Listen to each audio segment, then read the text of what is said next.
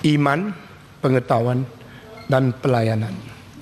Apakah perbedaan antara agama Kristen dengan agama yang lain? Ialah kita adalah agama yang berinti iman, bukan berinti kelakuan.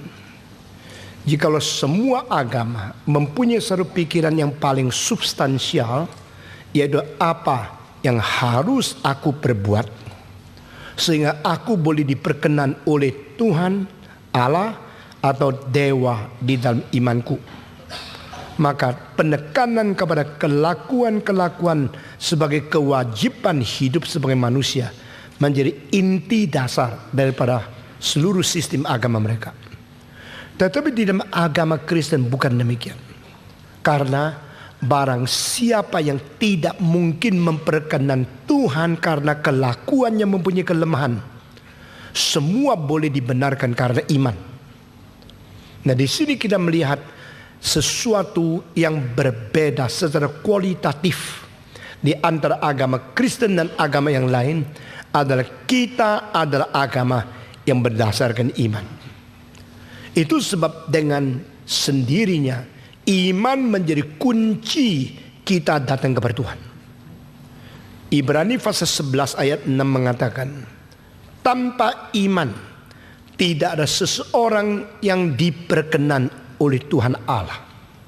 Sebab barang siapa yang datang kepada Dia harus percaya Dia ada, dan percaya Dia pemberi pahala kepada orang yang mencari Dia. Dengan demikian bukan berkata kalau engkau berbuat baik engkau diterima, kalau engkau kelakuannya sesuai dengan hati nurani engkau diperkenan, engkau dengan standar moral seberapa tinggi engkau baru dianggap pas. Mengapakah agama Kristen berbeda dengan semua agama di dalam hal menekankan substansi dan rohani kita itu dan hubungan kita dengan Tuhan Allah berdasarkan iman? Karena agama Kristen mengajar kelakuan kita bagaimana baik pun tidak mungkin memperkenan Tuhan Allah. Jadi sudah semua ditiadakan jasa. Itu seperti di Roma pasal 3 dikatakan, dengan apakah kita dibenarkan? Dengan cara mendirikan jasakah? Dengan cara mentegakkan kita punya merit atau kita punya sesuatu sumbangsi atau sesuatu kualifikasi kan? No. Tetapi dengan iman maka kita dibenarkan.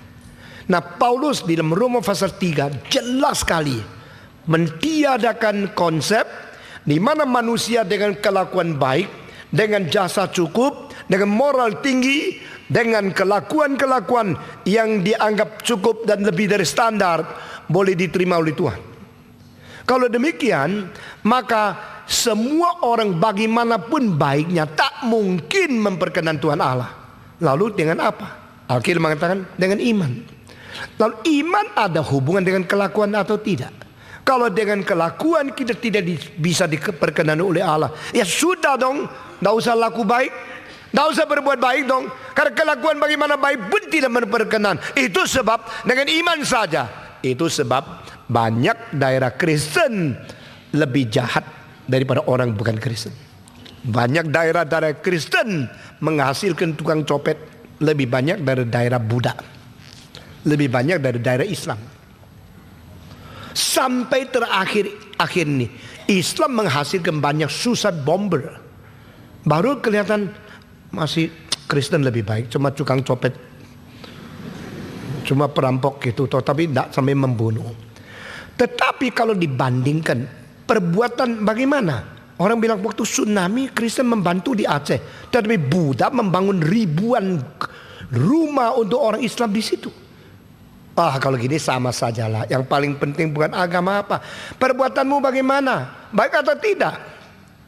Nah, sekarang kita mau tanya, apakah arti dari kalimat no one can please God, nothing can please God except by faith?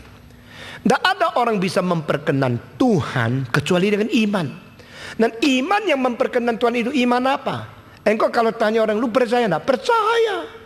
Percaya apa? Ya percaya. Percaya apa? Ya Tuhan. Tuhan siapa? Pokoknya yang itu tidak kelihatan itu.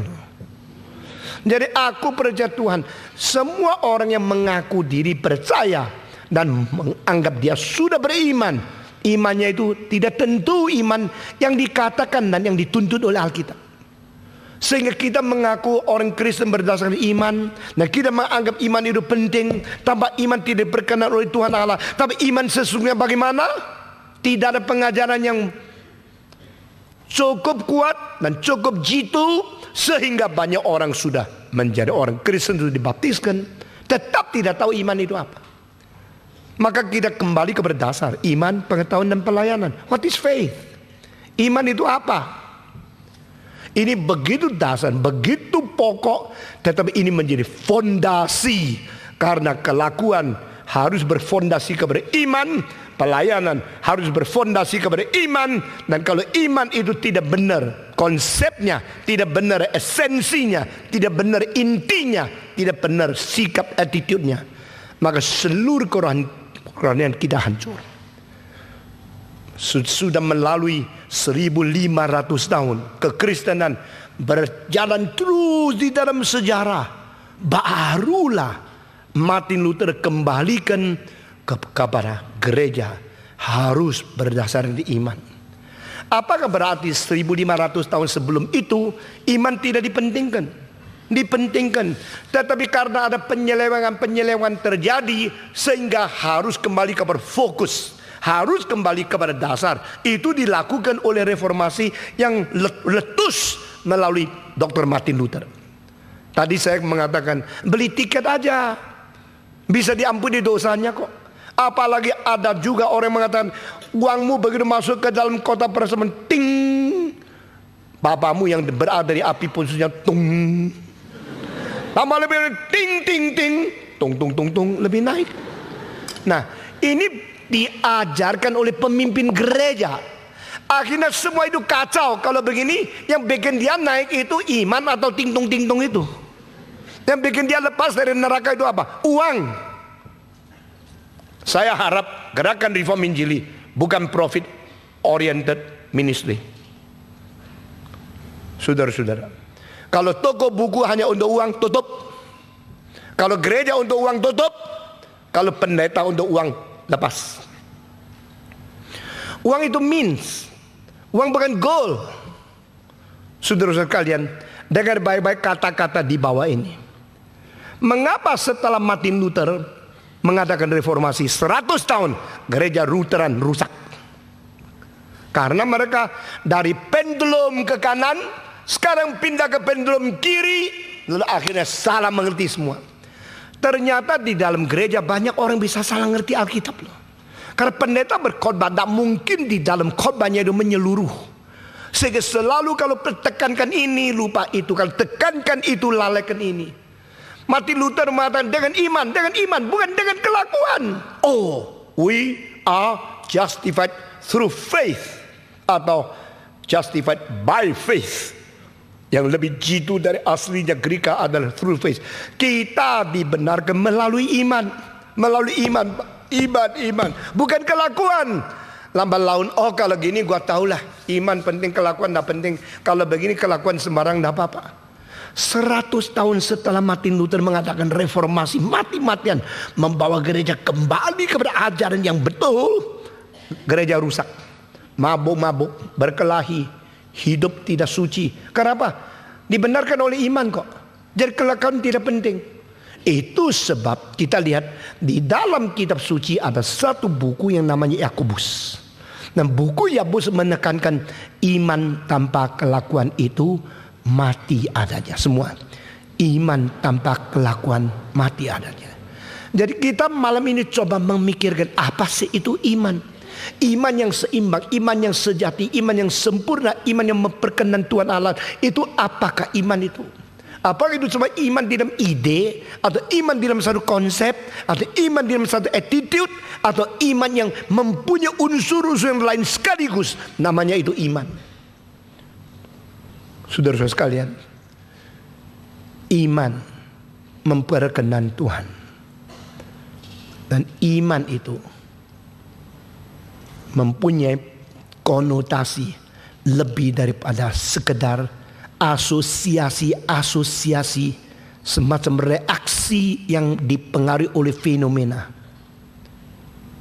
Misalnya yang mau percaya Tuhan angkat tangan, lalu orang angkat tangan, itu dia sudah beriman. Kini namanya beriman. Hah? Orang yang mengatakan mau percaya Tuhan angkat tangan, dia percaya. Karena dia konsepnya adalah kalau saya percaya Tuhan, penyakit sembuh semua, penyakit sembuh semua. Besok pergi ke tempat yang lain, orang mengatakan kalau engkau percaya kabar Buddha, engkau bisa kaya. Yang mau percaya, dia juga angkat tangan.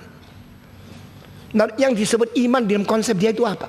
Dia kalau dengar khotbah dan ada satu poin yang sesuai dengan satu relasi pikiran dia dengan ide-ide yang sudah ada di hati dia, lalu dia kaitkan itu menjadi iman, maka dia akan menganggap fenomena tertentu adalah ekspresi untuk menyatakan dia beriman. Loh, kenapa dia beriman? Dia sudah ikut kebaktian kok. Dia seringnya ke gereja. Nggak tahu kalau dia gereja cari pacar. Ada yang ke gereja karena dia punya bosnya ada di gereja, suruh dia ikut kebaktian. Di Manila ada satu sekolah, 5.000 murid, sampai bikin satu village, seluruh village ada dormitory, ada apa itu, semua tinggal di situ. Dan mereka ikut kebaktian. Dan saya akhirnya baru tahu, kalau dah ikut kebaktian, maka dah bisa naik kelas. Maka semua beriman. Imannya itu apa? Imannya adalah saya diikat oleh satu peraturan sekolah, sehingga saya harus. Akhirnya bukan berdasarkan kesungguhan. Nah, kita melihat ada iman yang salah di dalam Alkitab muncul beberapa kali. Dan iman yang salah, iman yang miring, iman yang salah arah, iman yang salah substansi. Yohanes pasal 2 ayat terakhir dikatakan, pada waktu Yesus melakukan banyak mujizat di Yerusalem, maka mereka percaya kepada dia. They believe in him. Mereka beriman kepada dia. Tapi Yesus tidak menyerahkan diri kepada mereka karena dia tahu hati mereka itu apa. Dan Yesus menembusi hati sanubari setiap orang, maka dia tidak terima mereka. Jadi ini iman kepada Yesus yang ditolak oleh Yesus. Loh, katanya kalau beriman diperkenan oleh Tuhan. Lalu mereka beriman, kenapa Yesus tolak? Kenapa? Karena iman yang mereka nyatakan dan mereka kira-kira diri mereka sudah beriman, itu ada iman yang tidak diterima karena bukan iman yang dimaui oleh Yesus. Kalau begini Tuhan Yesus mau iman apa sih? Kalau dah dengar khotbah seperti sudah tahu, makin dengar makin kacau. Saudara pengalaman begini ya, makin dengar makin kacau, makin dengar makin kacau. Kalau saudara tidak pernah sadar engkau kacau, engkau tidak ada pengharapan keluar dari kekacauan.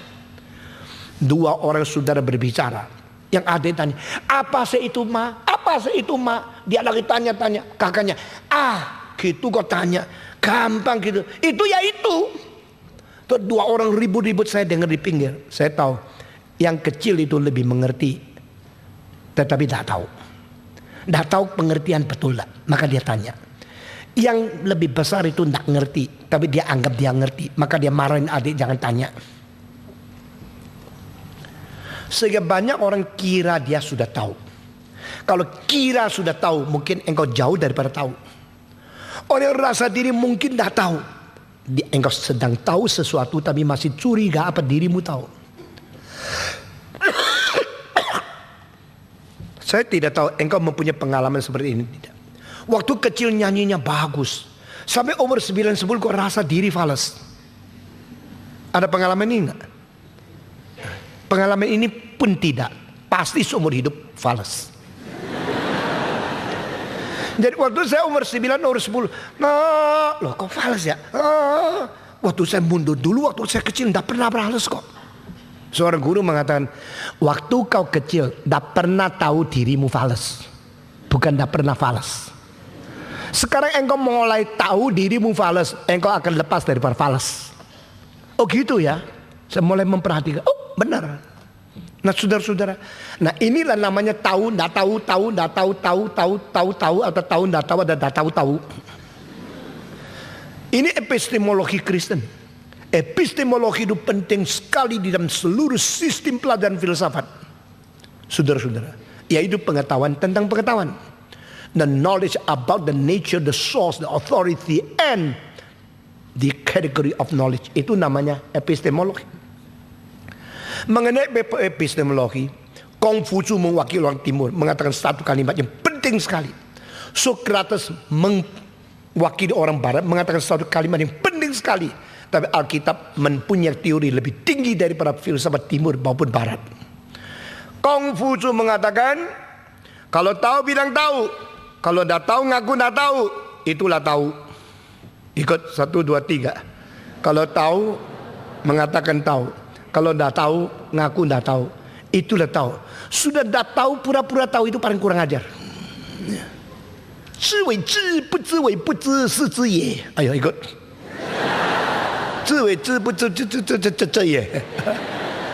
Kalau engkau tahu, engkau ngaku engkau tahu. Kalau engkau tidak mengetahui, engkau ngaku tidak tahu. Itulah permulaan tahu. Socrates mengatakan, mulai daripada ngaku dirimu dah tahu apa-apa, itu permulaan tahu. When you honestly admit you know nothing, and that is attitude to know something. You start to know something by admit you know nothing. Maka orang di dalam Delphi mengatakan, di antara seluruh Greka orang paling berbijak itu Konghucu. Lalu orang tanya dia, are you the wisest man, the most learned, the most knowledgeable man in the whole Greek? Please let me know, what do you know? Socrates mengatakan, I know nothing, but only one thing I know. You know nothing but one thing. That thing must be very important to make you so knowledgeable. Aku tidak tahu apa-apa kecuali satu. Yang satu itu apa? Ayo coba ngomong. Engkau cuma tahu satu. I know nothing but one thing. That thing is the only thing I know. That is, I know nothing. Saya tidak tahu apa-apa kecuali saya tahu satu. Yang satu-satu yang saya tahu yaitu saya tahu bahwa saya tidak tahu apa-apa. Inilah orang berbijak. Orang bijak tidak rasa diri bijak, itulah kebijakan. Orang bodoh rasa diri pintar, itulah kebodohan. Jadi engkau melihat orang pintar, mungkin dia bodoh sekali. Engkau lihat orang bodoh, mungkin dia pintar sekali. Tidak bisa bedakan dua-dua ini, you paling bodoh. Paulus mengatakan apa? Di dalam epistemologi yang diwakili oleh Paulus, dia mengatakan satu kalimat yang paradoks sekali. Dan saya sangat menikmati cara Paulus mengajar kita. Lebih tinggi dari Konghucu, lebih tinggi dari Socrates, lebih tinggi dari Timur Barat, semua filosof. Dia mengatakan, jikalau ada seseorang menganggap diri tahu apa-apa, menurut apa yang seharusnya dia tahu, dia masih belum tahu apa-apa. Wah, hebat sekali. Jikalau ada orang menganggap diri dia sudah tahu apa-apa, menurut apa yang seharusnya dia tahu, dia belum tahu apa-apa. Di sini sudah mengcombine dan akhirnya merumuskan sesuatu melebihi daripada Confucianisme, lebih daripada Greek filosofi. You tahu sampai di mana? Sampai di you tahu enggak? You mungkin tahu sampai lebih tinggi. Oh, tidak tahu. Dan menurut apa yang kau harus tahu, seharusnya engkau tahu sampai di mana. Kalau standar itu menjadi standar, maka apa yang engkau tahu, engkau belum tahu apa-apa. Nah, di sini saya mau tanya, yang disebut seharusnya tahu itu, siapa yang beritahu saya? Siapa yang beritahu kita seharusnya tahu sampai di mana? Kenapa ikut satu kali NRC tidak mau datang nih? Sudah tahu. Nah, itu. Jadi dia belum tahu yang seharusnya tahu. Coba ikut lagi kan dapat khotbah yang lain. Saudara-saudara, begitu engkau ikut selalu ada new, ada fresh, ada renewal, ada advanced understanding di dalam tema yang sama. Itu ikut dan masih yang di situ toh, yang macam-macam dari Bogor situ toh, yang katanya iman, pengetahuan, pelayanan. 2 tahun saya ikut, tahun lalu saya sedikit. Menurut apa yang kau harus tahu, kamu belum tahu apa-apa. Jadi dulu ikut kenapa? Dulu ikut supaya tahu, mengapa ikut lagi? Supaya tahu, you masih kurang tahu. Loh, ikut lagi kenapa? Untuk mengetahui seharusnya kau tahu. Masih tidak tahu. Saudara-saudara sekalian, hanya melalui tema epistemologi lagi. Saya uraikan kitab suci dari Kejadian sampai Wahyu. Itu bikin seminar puluhan hari. Nggak habis-habis. Herannya, kenapa kita baca Alkitab kok nggak menemukan yang giniannya? Kalau patong baca kok banyak isinya yang ketemunya. Banyak yang seharusnya you tahu, you belum tahu. Tapi you sudah sombong, maka Tuhan tidak memberi you tahu. Nah saudara, kembali kepada tema ini. Maka iman itu apa? Apa itu iman? Boleh kita mengetahui tentang iman? Kalau mengetahui iman, pengetahuan tentang iman itu sebagian dari iman atau di luarnya iman? Kalau beriman, apakah harus mengandung pengetahuan tentang iman? Apakah iman meliputi, merangkum pengetahuan di dalamnya, atau pengetahuan itu di luar iman untuk menilai iman?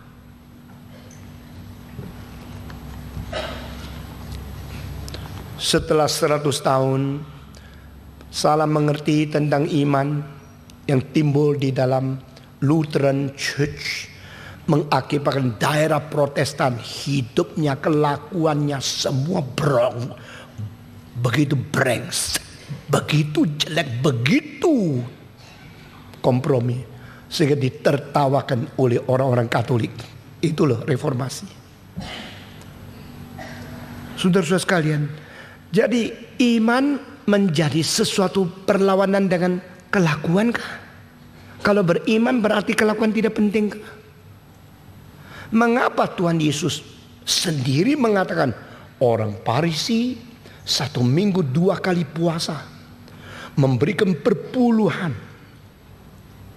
mereka tidak berzina, mereka tidak menodong orang lain, mereka tidak memeras uang dari orang miskin. Ini baik nggak? Bagus dong. Siapa berani katakan engkau sudah memberikan perpuluhan? Angkat tangan. Kau berani jadi orang Kristen? Waktu saya membaptis orang, janji memberikan perpuluhan enggak? Kamu yang menjadi workers 700 lebih orang, tidak ada satu yang angkat tangan engkau memberikan perpuluhan. Besok pulang. Kamu tidak lebih baik dari orang Farisi. Iman, kelakuan di mana? Yesus berkata, orang Farisi itu berdoa di hadapan Allah, berani mengatakan, aku tidak zina, aku tidak memeras, aku memberikan perpuluhan, aku berpuasa 2 kali, aku tidak seperti pemabuk cukai. Kelakuannya bagus enggak? Bagus. Tapi Tuhan Yesus berkata, jikalau perbuatanmu, kebenaranmu tidak melebihi orang Farisi dan tidak melebihi kebenaran mereka, engkau tidak bisa masuk surga. Kita mungkin dah semua masuk neraka. Jangan main-main. Lu kira, lu tahu, lu sudah Kristen. Itu menurut pikiran, menurut tahumu. Jikalau Alkitab mengatakan menurut apa yang kau harus tahu, kau seharusnya tahu, kau belum tahu apa-apa, maka Kierkegaard mengatakan seorang Kristen satu-satunya sudah disalib, yaitu Yesus. Seluruh dunia adalah orang Kristen. Begitu banyak orang namanya Kristen, imannya apa? Saya percaya Tuhan. Ada yang cuma mau kesembuhan, ada mau kekayaan, kesuksesan, lalu memperalat agama Kristen menjadi topeng. Aku orang beriman. Tuhan mengatakan, aku tidak percaya. Lu percaya sama gua? Cinta sepihak. Aku tidak mempertaruhkan diri kepadamu. Aku tidak akan membawa engkau ke Firdaus. Aku membawa perampok itu. Itu iman sungguh. Kau iman palsu. Karena perampok itu tidak disembuhkan, doanya tidak dikabulkan, dia tidak diturunkan dari salib. He get nothing. Dan dia tahu Yesus itu raja. Iman itulah yang membawa dia ke Firdaus, diterima oleh Yesus Kristus. Loh, kalau gini iman apa ya? Itu betul-betul tidak kesempatan mempunyai perbuatan kelakuan apa-apa yang baik. Karena sudah no time. Final. Hang on the cross. No more opportunity. No more opportunity to do good. Tidak ada kesempatan, tidak ada saat, tidak ada waktu, tidak ada lagi satu kali diberikan toleransi untuk turun sebentar berbuat baik lalu naik surga. Tidak ada. Betul-betul secara kelakuan dia sudah tidak layak, tidak mungkin. Tapi secara iman dia full. Dan iman dia tidak mendapatkan apa-apa. Loh, aku beriman supaya dapat hidup kekal kok. Aku beriman supaya mendapatkan kesembuhan. Aku beriman supaya mendapatkan kembali. Oh Tuhan, aku percaya kepadamu, tolong aku. Iman untuk mendapat sesuatu. Perampok itu tidak dapat apa-apa, tapi imannya diterima. Dan Yesus bukan sedang mau menyerahkan diri kepada dia. Yesus janji, I and you and I, we go together and we enjoy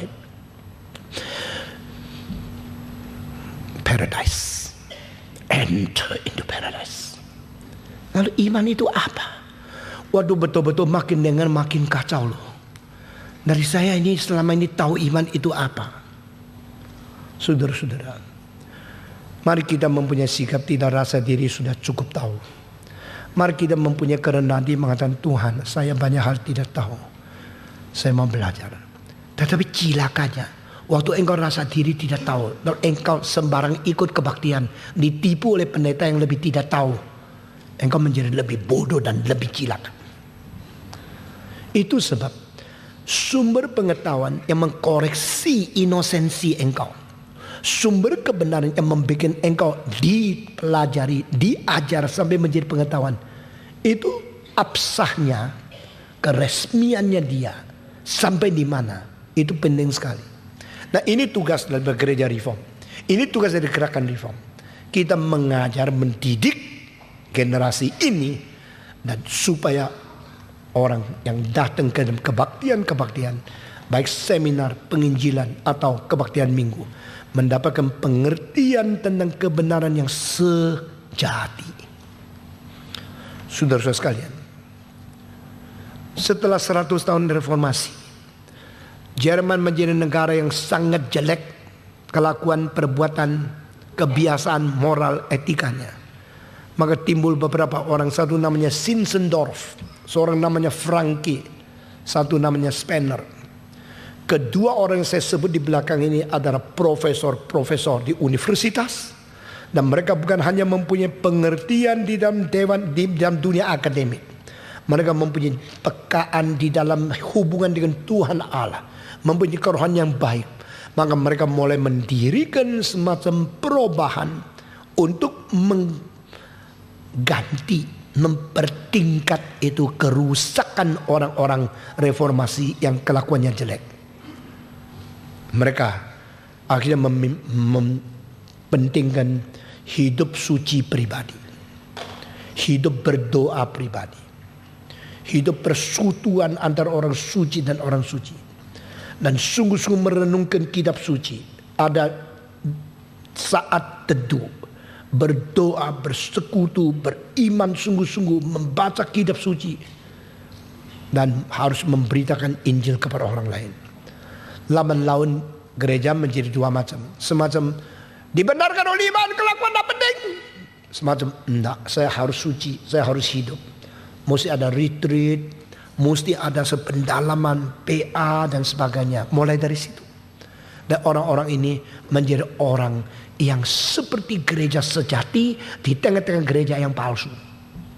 Seperti kelompok rohani di tengah-tengah kelompok namanya rohani tapi tidak rohani. Lalu orang kritik, ini sombong, mesti gitu baru Kristen ya. Lu kira gua bukan Kristen ya? Gua dari dulu Kristen. Mesti ikut persekutuan itu ya. Mesti ikut memahal Alkitab. Mesti ikut NRIC ya. Orang sombong, sok lu ya. Lu kira lu gereja. Lalu orang mentarotkan kelompok itu disebut the gereja di dalam gereja. Ecclesia in ecclesia. Karena gereja sudah ada gedungnya, sudah semua orang anggota, sudah ada surat. Ini saya anggota gereja. Nah percaya coba lihat capnya uskup. Yang mentabiskan pendeta. Yang baptiskan saya pendeta gereja besar. Lu kira gua bukan Kristen? Lu baru Kristen.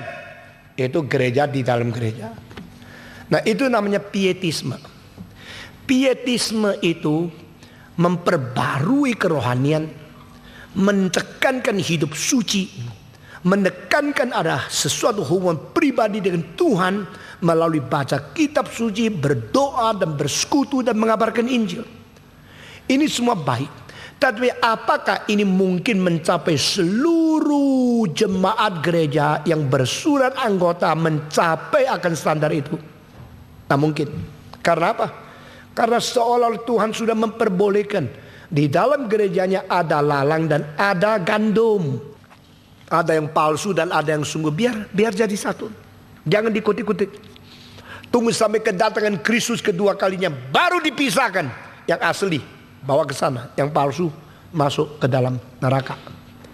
Jadi orang Kristen sudah dapat anggota dan surat baptisan, masih bisa masuk neraka? Bisa dong. Yang sudah melayani Tuhan masih bisa masuk neraka? Bisa.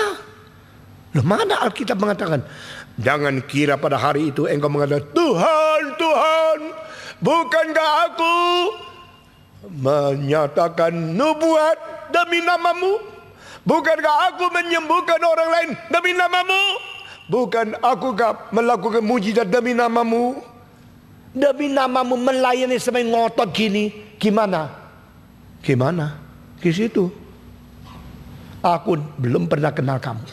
Kamu yang berbuat jahat, nyalah, pergi. Aku belum pernah mengenalku. Berarti orang yang katanya beriman, orang katanya itu mempunyai pengetahuan, bahkan mempunyai pelayanan demi nama Yesus yang kerjanya giat pun, akhirnya tidak masuk. Waduh, makin bingung. Kalau saudara sampai sekarang belum bingung, abnormal. Saudara-saudara, yuk bingung kan? Kalau begini siapa yang beriman sungguh? Siapa yang mempunyai pelayanan sungguh? Maka tema ini tidak bisa dibicarakan hanya satu retreat. Tema ini dibicarakan 30 retreat pun tidak cukup. Saudara-saudara, apa itu iman?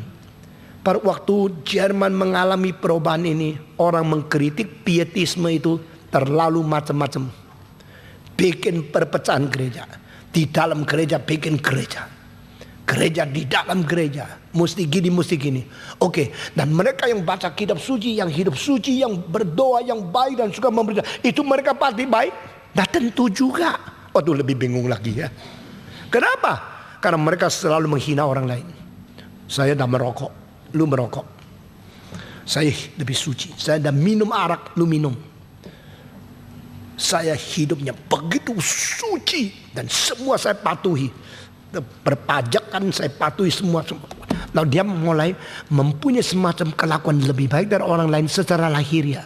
Tapi akhirnya pelan-pelan mereka merasa diri sombong. Kesombongan sama merokok, dosanya besar mana? Hah? Sombong ya? Karena itu narokok gitu.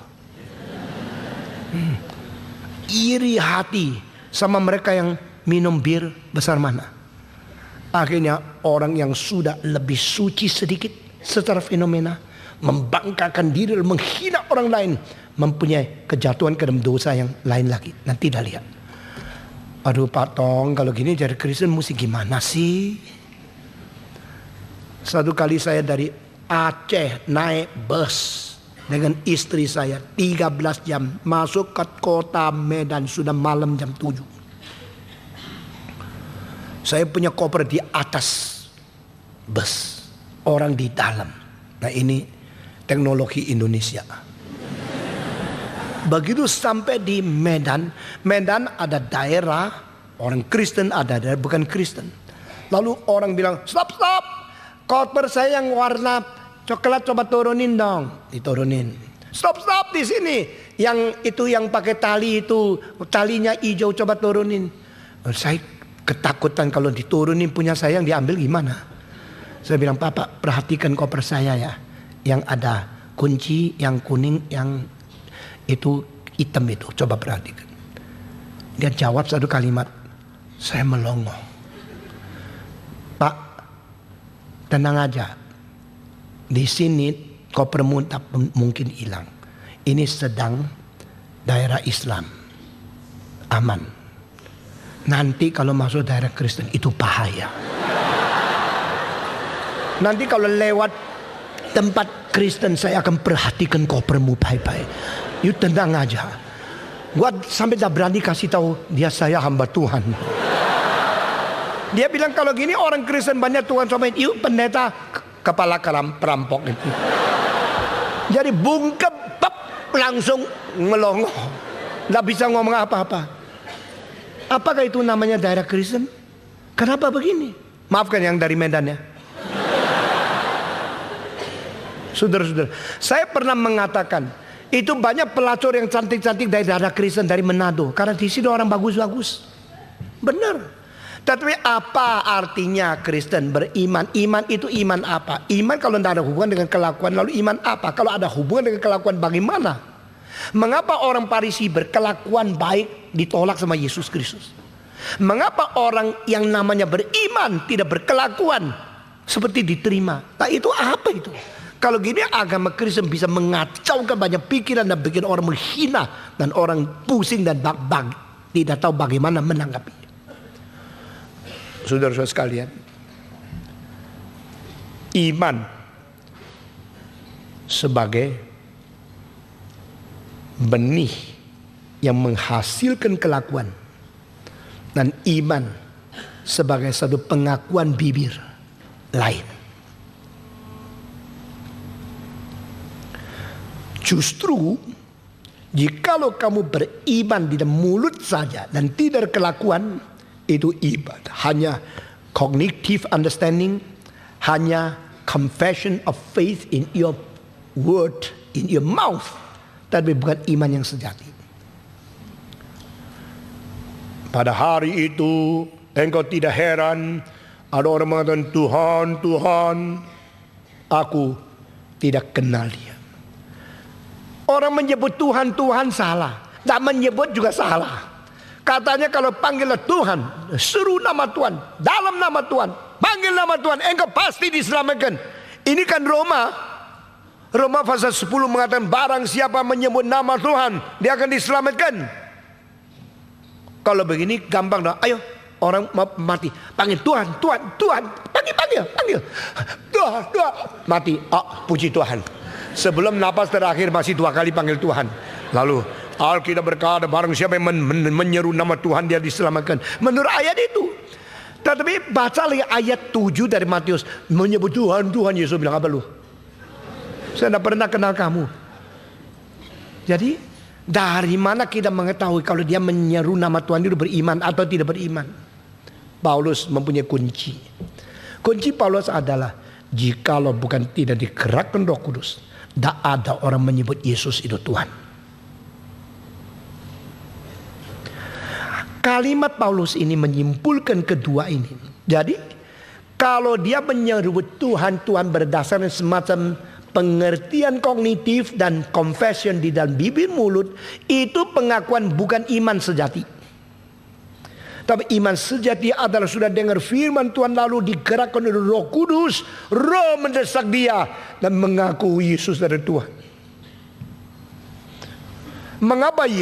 Mengapa Paulus mengatakan di dalam Roma pasal 10, barang siapa yang menyeru nama Tuhan, dia diselamatkan. Dan khusus muncul di dalam antara 13 surat yang ditulis oleh Paulus cuma di Roma. Karena apa? Konteks. Di dalam kerajaan Romawi yang disebut Tuhan itu cuma satu, Kaisar. Semua orang itu milik Kaisar. Di dalam seluruh wilayah kerajaan Roma, semua penduduk itu adalah miliknya Kaisar. Sehingga kalau mau menikah, Kaisar melihat mempelai perempuan begitu cantik, dia pinjam 1 malam, besok kembalikan, engkau mesti taat. Itu yang dilakukan oleh Kaisar Caligula. Caligula selalu mentidurin mempelai orang lain. Berapa hari baru kasih. Karena semua itu miliknya Kaisar. Sehingga orang semua menyebut dia Kyrios, Tuhanku. Maka akhirnya dia harus dibunuh mati. Karena meskipun menurut kebiasaan waktu itu Kaisar memiliki segala sesuatu, tapi apa yang dia kerjakan keterlaluan, melanggar akan hati nurani manusia, melanggar hukum alam semesta, melanggar akan kemungkinan manusia menerima. Maka dia harus dibunuh mati. Dari saudara-saudara, waktu Paulus mengatakan kalimat itu, whosoever call upon the name of the Lord, you will surely be saved. Apa artinya? Apakah seperti pendeta sekarang yang dangkal? Ayo panggil nama Tuhan, Tuhan, engkau diselamatkan. Panggil nama Tuhan diselamatkan. Tidak. Loh, kenapa tidak? Alkitab menulis begini. Di dalam kerajaan Romawi, barang siapa berani mengatakan Yesus Tuhan, berarti dia sudah bersedia dipenggal kepalanya. Makanya siapa menyebut Yesus Tuhan, berarti orang itu sudah bersedia mati untuk mentaklukkan diri ke bawah ketuhanan Yesus. Itu orang pasti diselamatkan. Nah, kalau engkau tidak mengerti konteks ini, cuma ikut ayat itu dikutip-kutip, maka kebentur sama Yesus Kristus. Jangan kira engkau panggil aku Tuhan, Tuhan engkau diselamatkan. Aku berkata, aku belum pernah mengenal engkau. Nyala engkau daripadaku. Dilempar ke dalam kegelapan. Nah, saudara-saudara sekalian, pengertian Alkitab itu adalah organik. Maka saya menemukan atau mengusulkan satu organic theology.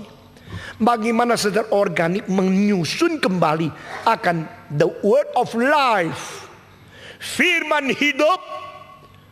Ini berlainan dengan semua kitab yang lain. Kitab suci adalah the book of the words of the reason, the words of illustration, the words of imagination, the words of description. Tapi Alkitab satu-satunya buku, the word of life, kitab hidup. Maka di dalam seluruh kitab hidup ini ada susunan organik, ada relasi organik yang sulit dimengerti seperti mentafsirkan buku-buku biasa. Saudara-saudara, ini hari saya sudah kutip berapa ayat, berapa tema mengenai iman, berapa fase di dalam sejarah, dari Katolik, dari Martin Luther, daripada Zinzendorf, daripada Pietisme, daripada orang karismatik dan sebagainya. Karena apa? Secara organik saya memberikan tafsir Alkitab, bukan secara letterlak harafiah mentafsirkan Alkitab. Dan pengertian organik bikin engkau hidup, dan engkau mempunyai semacam pengertian lebih dari 3 dimensi untuk menganalisa seluruh kitab suci yang kelihatan kadang-kadang bagian ini berlawanan dengan bagian itu, bagian perjanjian lama berlawanan dengan perjanjian baru. Padahal tidak. Jadi mengapa Paulus mengatakan barang siapa menyebut nama Tuhan dia diselamatkan? Karena barang siapa di kerajaan Romawi menyebut Yesus Tuhan, berarti dia sudah ambil keputusan untuk mentakluk ke bawah Kristus. Tidak mau lagi menjadi milik kaisar, mau menjadi milik Tuhan Yesus. Dan dia bersedia mati. Orang yang beriman semacam demikian, yang sudah bersedia mati, orang itu pasti diselamatkan. Itu artinya. Jadi iman itu something else. Not only confession, not only cognitive understanding, not only wording expression, not only definition, not only reasoning understanding. Yang disebut iman itu apa? Apa itu iman yang sejati? Nah, saudara-saudara sekalian, iman, pengetahuan dan pelayanan. Engkau berkata aku orang beriman. Waktu saya di Rusia, saya berkhotbah kepada orang-orang ortodoks, dan mereka mengatakan, Dr. Tong, do you know in our country we don't call evangelicals or liberals or Baptists or what kind of Christian or born again Christian. We don't call this, we don't use this. Saya tanya, what are you using? Some people say Orthodox Christian or non-Orthodox Christian. But we don't use that too. Who do you mean by we? Are you Orthodox? No, we are not Orthodox. Lalu kenapa you pakai istilah lain semua ini? We only believe in believers or non-believers. Wah, saya terkejut. Jadi orang-orang Kristen yang sungguh-sungguh percaya, mereka tidak peduli you masuk gereja Ortodoks atau gereja Metodis atau gereja Baptis. Mereka cuma lihat, sudah ngomong sama you, oh, he still non-believers. He still non-believer and we are believer. Jadi mereka pakai iman atau tidak beriman menjadi satu pagar untuk memisahkan. Tidak peduli engkau masuk gereja mana. Satu kali saya berkata, mari kita berdoa. Semua orang tidak mau berdoa, melotot lihat saya. Saya tidak suka dilotot. Saya mengatakan, let's pray. Mari kita berdoa. Itu kali saya khotbah di dalam aula komunis pusat di Moskow. Itu komunisme sudah jatuh, aulanya komunis dipakai untuk menjadi kebangunan rohani. Hebat. Let's pray. Saya mana? Close your eyes, pray. Lebih lotot. Yang menerjemahkan mengatakan, in Russia, pray should not sit down. In Russia, people only pray standing. Saya baru tahu mengapa dilotot ini. Saya bilang, let's stand up and pray. Semua pray. Karena situasi dan kebiasaan setiap negara itu lain. Dan waktu saya melihat mereka mempunyai sikap-sikap berlain dengan kita, saya kagum. Mereka bilang, we only divide people into two kinds, believer or non-believer. Percaya atau tidak? How do you know he's a believer or non-believer? We talk to them. Within 2-3 minutes, we know he's a believer or non-believer. Hebatnya. Saya baru ingat seorang dosen saya teologi, seorang Belanda yang di Amerika. Dia mengatakan, Stephen, any people talk with me within that 10 sentences after our conversation, I know if he is born again or not. Hebat loh, mahir loh. Sekarang banyak orang ngomong sama pendeta sampai 3 tahun. Pendeta belum tahu dia itu Yudas yang pakai jubah daripada malaikat. Tapi dosen saya itu pintar sekali. After 10 sentences, I know what kind of spirituality he has. Jadi dia tidak mungkin ditipu oleh orang tak rohani. Orang Rusia mengatakan, kita tahu. We immediately know if he's a believer or he's not a believer. Karena apa? Ada tanda-tanda yang peka sekali mereka tangkap. Kalau kita kembali ke tema ini lagi. Iman itu apa? Sekarang perhatikan ya. Iman yang menuju kepada Tuhan Allah yang sejati. You believe in the true and living God.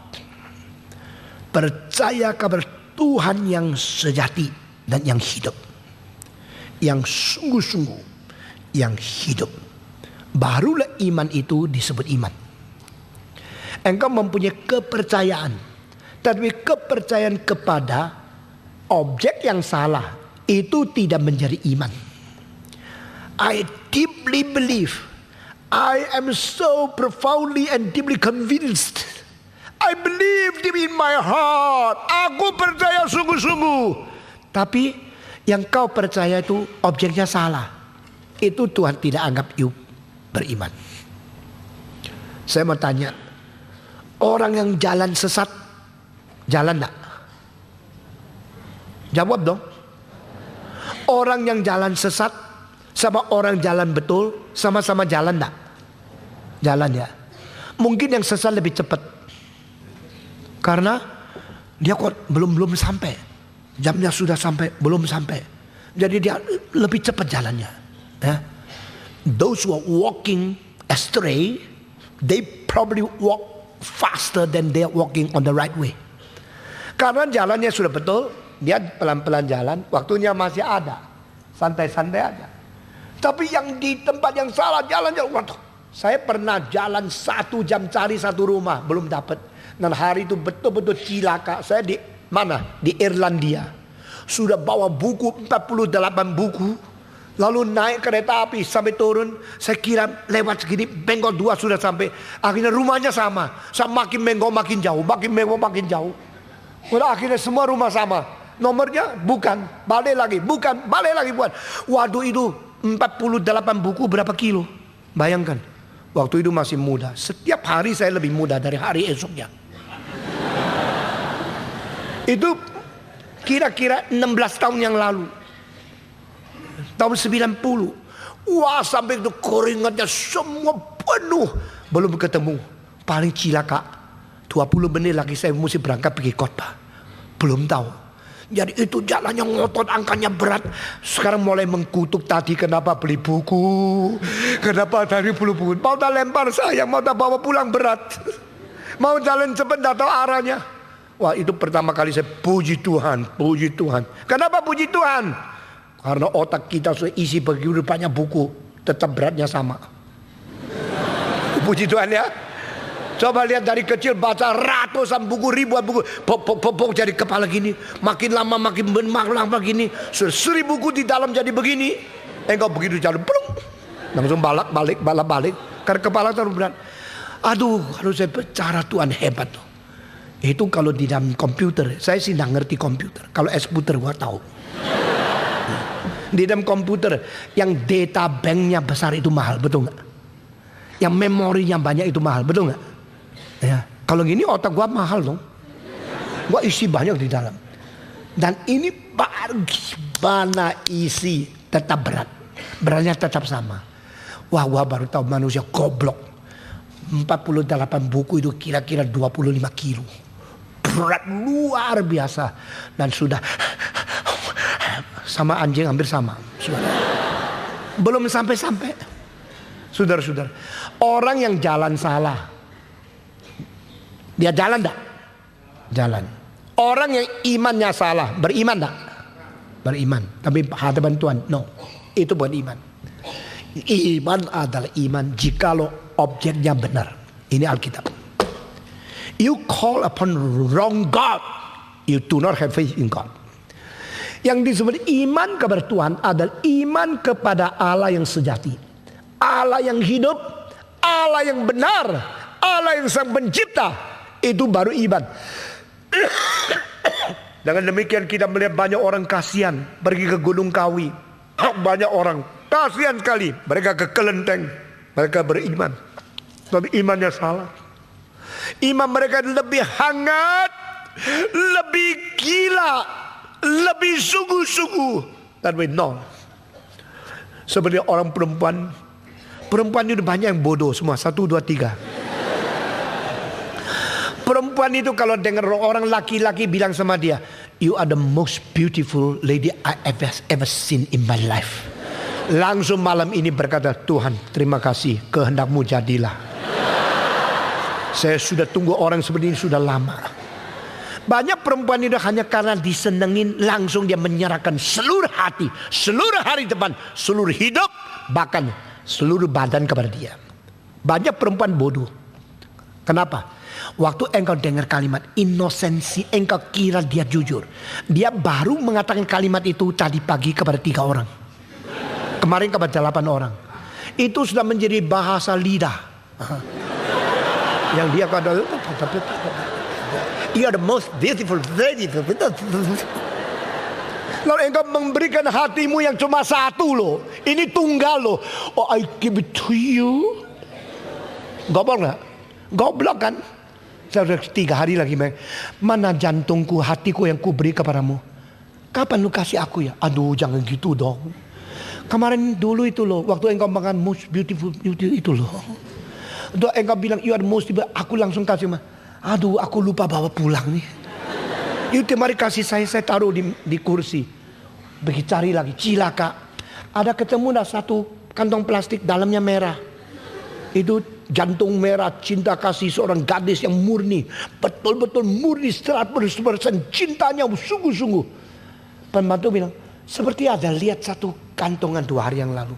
Tapi saya lihat juga anjing caplok dimakan. Yang bilang cilaka, hatiku cuma 1 loh. Sekarang serahkan kamu udah bawa pulang, digigit anjing. Saya mau tanya, orang yang cinta sungguh-sungguh sama 1 orang yang tidak patut dicintai, cinta dia berharga enggak? Jawab, berharga enggak? Jawab, lu diam-diam mau apa lu? Kalau dia mempunyai cinta yang sungguh-sungguh, yang diserahkan kepada 1 orang yang tidak patut dicintai, cinta dia berharga enggak? Menjadi tidak berharga. Bukan tidak berharga. Tadinya berharga, pure love, genuine heart, pure love, tetapi menjadi tidak berharga. Kenapa? Wrong object.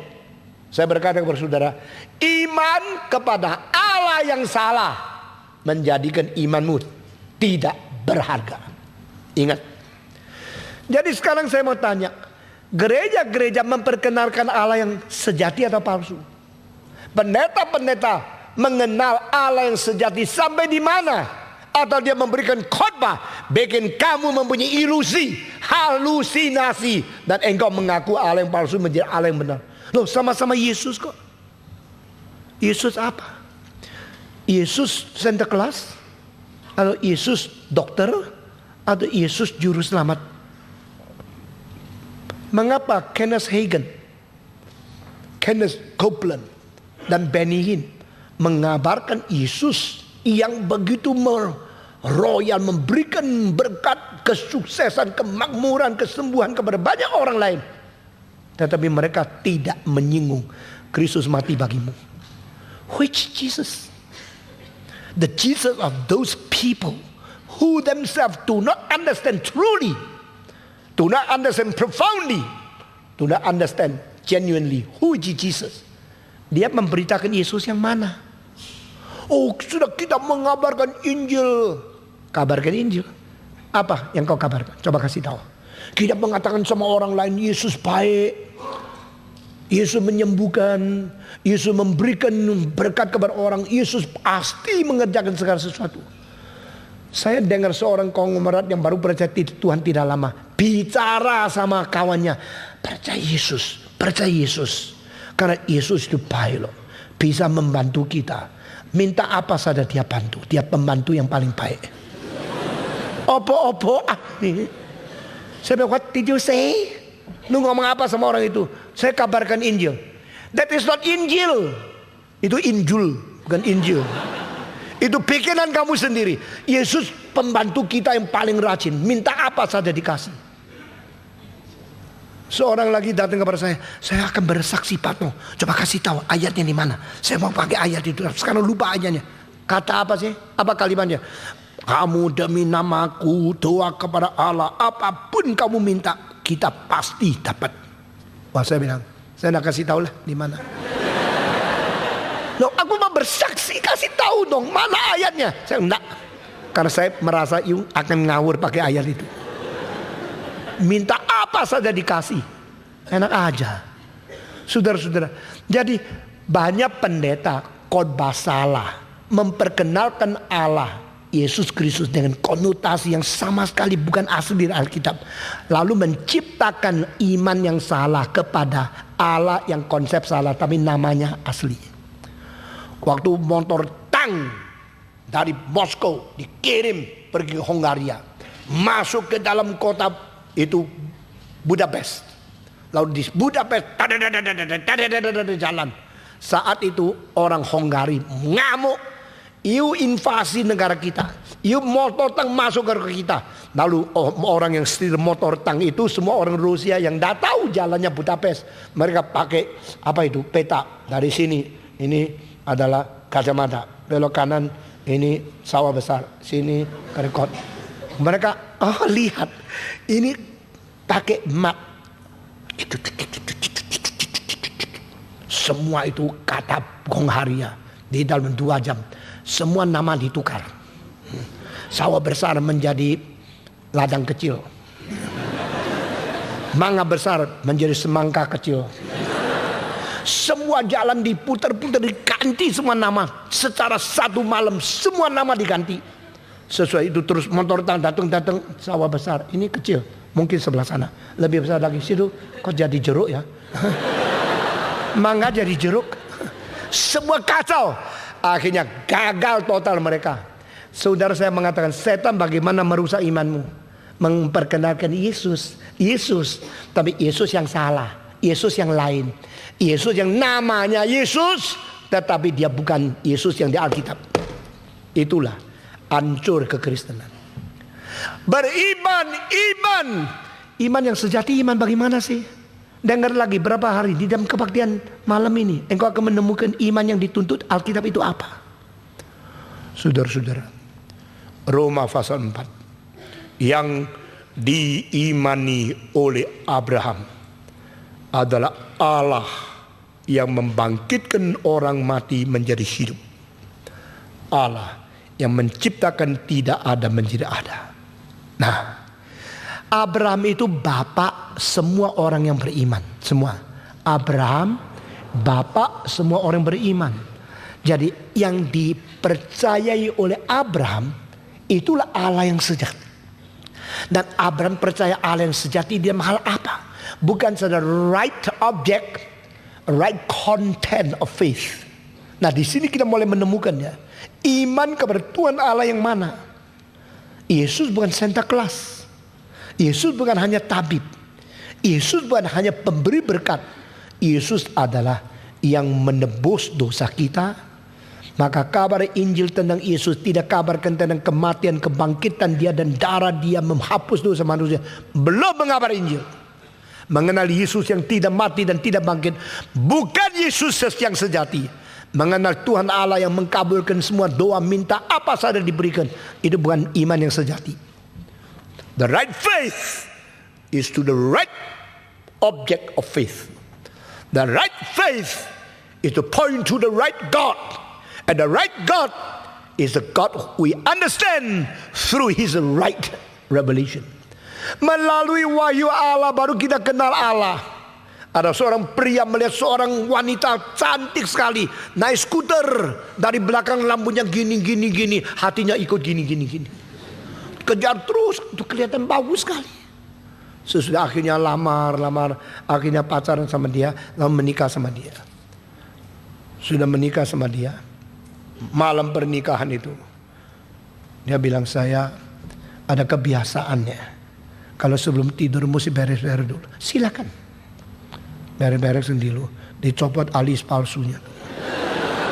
Dia kaget. Yang saya lihat bagus kok alisnya nggak ada ya. Copot lagi rambut palsunya. Loh, ini siapa ini? Ini istriku lah. Dan saya begitu betul-betul baik-baik, nggak sentuh dia sampai hari pernikahan selesai. Baru mau tidur sama dia, kok ada copot-copotan ini. Lalu copot kacamata, copot alis, akhirnya copot muka. Baru tahu orang tua itu. Tapi pakai muka gadis yang bagus. Lalu terakhir, kurang sedikit, masih sudah selesai. Mari kita bicara. Muka sudah lain. Waktu lihat dia naik skuter dari belakang, lihat rambutnya gini bagus. Kok jadi gini ya? Dia masih kurang satu, copot gigi palsu. Wah, baru tahu jalan karuan. Tahu kan? Ini masih cinta sama saya atau tidak? Dia langsung semaput, saudara-saudara. Maka saya tidak mau memperkenalkan Yesus yang ada topeng, ngerti lah? Saya mau memperkenalkan Yesus yang sungguh-sungguh, yang asli, supaya imanmu bukan dibangun di atas penipuan. Sekarang banyak orang katanya masuk gereja, katanya sudah dibaptis, katanya sudah Kristen, katanya sudah tahu, katanya beriman, katanya melayani. Padahal Yesus yang dia tahu namanya sama, lain, di dalamnya lain. Reform mau bawa kita kembali kepada firman yang asli. Return to the Bible to understand the true God and true work of Him and true way of understanding, true interpretation through the true revelation of the true God. Ini penting. Sungguh. Itu bikin imanmu berarti. Saya akan menutup dengan satu lelucon lagi. Hari ini engkau sudah macet berapa jam? Saya bikin sedikit penghiburan kepadamu. Di kota Florence terjadi kira-kira 20 tahun yang lalu. Ada dua ibu melahirkan anak di satu rumah sakit. Sesudah melahirkan, akhirnya dua bayi dibawa oleh dua suster mandi di lap. Lucu gitu dua bayi. Sesudah lucu dilap, bersihin, copot dia punya name tag yang ikat di sini. Sesudah habis mandi pasangkan dulu. Waktu mau pasang, prak, jatuh. Dua itu yang taruh di pinggir itu kesenggol, dua-duanya jatuh. Waduh, yang mana ini ya? Name tag yang mana punya ini, yang mana punya itu. Kalau pasang salah, bisa pergi ke mama yang salah. Iya toh? Akhirnya ragu-ragu. Waduh, suster itu bilang, saya kira ini punya ini, kira. According to what I know. I know what I know. Kembali ke epistemologi tadi. Kalau Konghucu mengatakan tidak bisa, if you know you say no, you don't know say don't know. Don't say what I know, kira-kira no, tidak boleh itu. Ya. Kalau you tidak tahu, Socrates mengatakan you mesti mengaku, tidak tahu. The only thing I know is what I don't know. Paulus mengatakan according what do you think you know, according what you should know, you still do not know. Dia bilang pokoknya no-noan. Lalu sudah dipasang, dia diam. Tapi malam itu dia rasa tidak enak. Kalau salah kasihan loh. Mama gendong bayi bukan dia punya. Lalu besok kalau diperiksa bukan dia punya. Lalu suaminya mencurigai dia berzina sama orang lain. Semua karena hari ini. Tapi I don't know. Suruh pasang lagi gimana ya. Nah kalau sudah salah pasang lagi itu puji Tuhan. Tapi kalau sudah betul pasang lagi lebih salah bagaimana? Udah kasihkan dia aja bocap. Hari kedua memang waktunya bawa pulang. Mama bawa pulang satu anak, mama bawa satu pulang anak. Sudah bawa pulang, aduh sayangnya ini anak bayi yang saya lahir sekarang sudah boleh bawa pulang, bawa di sayang. Ngomong cerita yang dia tidak ngerti. Nyanyi-nyanyi yang dia tidak tahu fales. Pokoknya ibu itu sayang anak terus. Saya sudah 2 bulan kemudian si suster ini rasa tidak bisa hidup. Aku minta mereka kembali periksa darah. Paling sedikit tahu sedikit. Waktu itu belum ada cara DNA tidak ada. Waktu diperiksa darahnya daripada itu tipe darahnya ternyata salah. Lalu panggil 2 pasang suami istri datang ke rumah sakit. Suster ini mengaku salah, bilang sama kepala rumah sakit. Kepala rumah sakit menjelaskan kita harus jujur. Tempo hari itu ketukar nemtek. Sehingga anakmu itu adalah anak dia. Anak dia itu adalah anakmu. Jadi bagaimana? You mesti kembalikan bayi kepada dia. Dan ambil dulu anakmu yang asli. Nggak mau. Sudah sayang. Tatap muka. Sudah 2 bulan. Nggak lihat dia saya tidak bisa hidup. Yang satu. Mestinya ngamuk kan. Kok enak lu tatap muka tak bisa hidup. Gua mati. Itu anak gua kok. Bagaimana? Ibu itu mengatakan, saya juga. Saya tidak mau tukar. Karena ini sudah sayang, sudah 2 bulan. Anggaplah itu tidak ada. Sudah ini anakku. Akhirnya rumah sakit tidak bisa apa-apa. Dua-dua tidak mau ganti. Suruh pulang. Jadi itu anak dipelihara oleh ibu yang bukan ibu, bapak yang bukan bapak. Dan bukan saja terjadi di Florence, juga terjadi di Tangerang, di rumah sakit Husada, sehingga papamu mungkin juga bukan papamu. Loh kok ketawa gimana toh? Coba lihat mukanya kan lain sekali ayo. Mungkin engkau papanya musuhmu. Anak daripada papamu, musuhi papamu. Tapi karena sudah kadung lihat, sudah biasa. Kalau begini bagaimana? Nah saudara-saudara, itu sebab banyak orang percaya kepada Allah yang salah. Tapi dia rasa sudah nyaman. Tidak apa-apa lah, salah ya salah. Sudah kadung dia mukanya sudah seneng. Muka apa? Kuankong. Ada orang percaya kepada Yesus yang konsep yang salah. Jadi bagaimana mengembalikan iman yang sejati. Sekarang saya akan menutup khotbah ini. What is faith? Katolik mengatakan faith is confession. Kalau engkau mengaku ajaran-ajaran Katolik dan engkau disebut orang beriman. Iman yang sejati turun dari Rasul. Maka apostolic faith, iman rasuli, itu menjadi seluruh dasar iman. Dan gereja harus ada itu. Tetapi heran sekali, orang Katolik juga percaya hal-hal yang bukan iman rasuli. Misalnya Maria Redemptrix. Misalnya the treasury of the saints. Misalnya the fire in the purgatory. Misalnya, the mediator besides Jesus Christ, the only one. Nah, ajaran-ajaran seperti ini percaya Maria adalah ratu surga, percaya Maria adalah ibunya Allah, percaya Maria adalah sama-sama menjadi penebus dengan Yesus Kristus, kongsian. Misalnya percaya kalau api di dalam neraka itu memisahkan surga dan neraka, itu tempat menjadi api pengujian.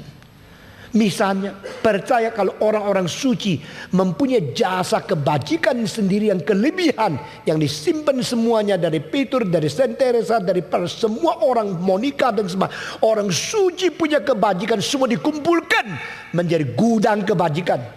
Lalu kalau engkau berdosa, engkau berdoa bukan saja berdoa kepada Allah, kepada Yesus Kristus, doa kepada Maria, doa kepada Saint Teresa, berdoa kepada Saint Peter, berdoa kepada Saint Bonifacio. Lalu dari situ minta diberikan jasa-jasa kelebihan untuk menembus engkau. Ini semua you mengakui, you orang beriman. Jadi iman itu apa? Confession. Iman itu kepercayaan yang engkau ngaku. Tetapi waktu engkau ngaku percaya di dalam peraturan Katolik, bukan semua dari rasul, masih ada tambahan yang lain. Bagaimana? Taat kepada gereja. Karena di luar gereja tidak ada iman, tidak ada keselamatan. Lalu engkau datang kepada orang karismatik. Apa itu iman? Apostolic faith harus kita kembalikan. Kembali kepada iman rasuli. Iman rasuli itu mengandung apa? Bisa menyembuhkan orang, bisa melakukan mujizat, bisa berkarunia lidah, dan dibaptiskan Roh Kudus. Inilah 4 hal yang penting. Divine healing, speaking in tongues. Inilah yang paling penting. The wonders and the signs and the miracles. Percaya mujizat, percaya kesembuhan, percaya akan karunia lidah, percaya baptisan roh. This is apostolic faith. Ini namanya iman. Engkau datang kepada liberal. Liberal mengatakan, engkau percaya Yesus orang terbaik. Percaya Yesus orang yang paling tinggi moralnya. Dan dia disebut anak Allah karena dia paling dekat dengan Allah. Maka dia disebut anak Allah. Dia anak Allah karena moralitasnya menyatakan cinta yang paling tinggi. Maka dia anak Allah. Tetapi dia dilahirkan oleh anak darah Maria. Oh, itu tidak usah percaya. Dia mati mengganti dosa kita. Oh, itu tidak usah percaya. Dia punya darah mencuci dosa. Oh, itu tidak usah percaya. Dia mati dan bangkit. Itu tidak usah percaya. Percaya kalau dia membawa cinta ke dunia. Cukup. Percaya kalau dia mempunyai hidup yang lebih suci. Cukup. Percaya kalau dia datang membuat saudara persaudaraan antara bangsa dan bangsa, seluruh dia menjadi greatest brotherhood. Itu cukup. Tidak usah percaya dia mati bangkit.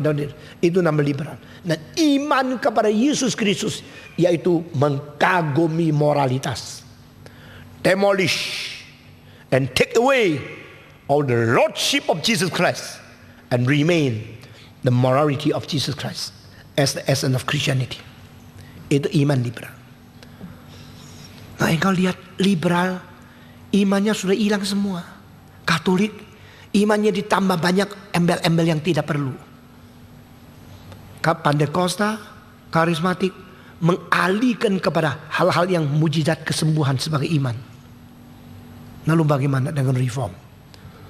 Reform mengatakan kembali kepada seluruh comprehensive understanding iman daripada apostolic faith yang mengatakan aku percaya kepada Allah Bapa yang Maha Kuasa, Khalik langit dan bumi, kepada Yesus Kristus anak tunggal yang dinaungi melalui Roh Kudus, kepada Maria yang adalah anak darah melahirkan dia, virgin birth, yang dimatikan, menderita sengsara di bawah pemerintahan Pontius Pilatus, diadili, dipaku di atas salib, lalu dia mati, dikuburkan, hari ketiga bangkit daripada orang mati.